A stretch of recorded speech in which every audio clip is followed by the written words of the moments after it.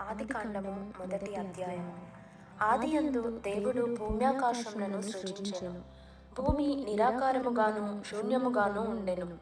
చీకటి అగాధ జలము పైన కమ్మియుండెను. దేవుని ఆత్మ జలములపైన అల్లాడుచుండెను.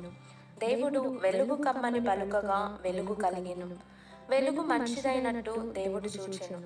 దేవుడు వెలుగును చీకటిని వేరుపరచెను. దేవుడు వెలుగునకు పగలనియు చీకటికి రాత్రి అనియు పేరు పెట్టెను. అస్తమయమును ఉదయమును కలుగగా ఒక దినమాయెను. మరియు దేవుడు జలముల మధ్యనొక విశాలము కలిగి ఆ జలములను ఈ జలములను వేరుపరచునుగాకని పలికెను. దేవుడు ఆ విశాలము చేసి విశాలము క్రింది జలములను విశాలము మీది జలములను వేరుపరపగా ఆ ప్రకారమాయెను.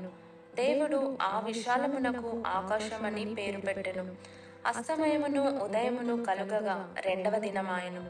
దేవుడు ఆకాశము క్రిందనున్న జలములు ఒక చోటనే కూర్చబడి ఆరిన నేల కనబడునుగాకని పలుకగా ఆ ప్రకారమాయెను. దేవుడు ఆరిన నేలకు భూమి అని పేరు పెట్టెను. జలరాశికి ఆయన సముద్రం అని పేరు పెట్టెను. అది మంచిదని దేవుడు చూచెను. దేవుడు గడ్డిని విత్తనములిచ్చు చెట్లను భూమి మీద తమ తమ జాతి ప్రకారము తమలో విత్తనములు గల ఫలమిచ్చు ఫలవృక్షములను భూమి మొలిపించుగాకని పలకగా ఆ ప్రకారమాయెను.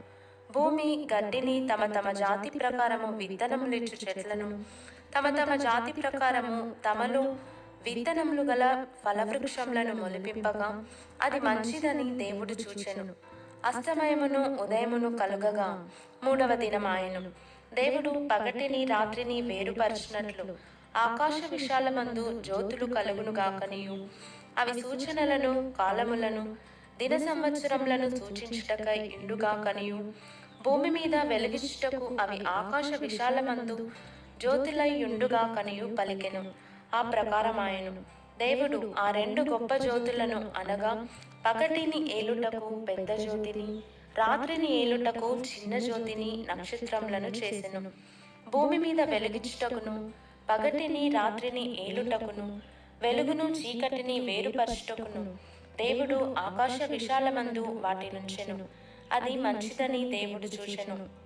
అస్తమయమును ఉదయమును కలుగగా నాలుగవ దినమాయెను. దేవుడు జీవము కలిగి చలించు వాటిని జలములు సమృద్ధిగా పుట్టించునుగాకనియు పక్షులు భూమిపైని ఆకాశ విశాలములో ఎగురునుగాకనియు పలికెను. దేవుడు జలములలో వాటి వాటి జాతి ప్రకారము జలములు సమృద్ధిగా పుట్టించిన మహామత్స్యములను జీవము కలిగి చలించు వాటినన్నిటినీ దాని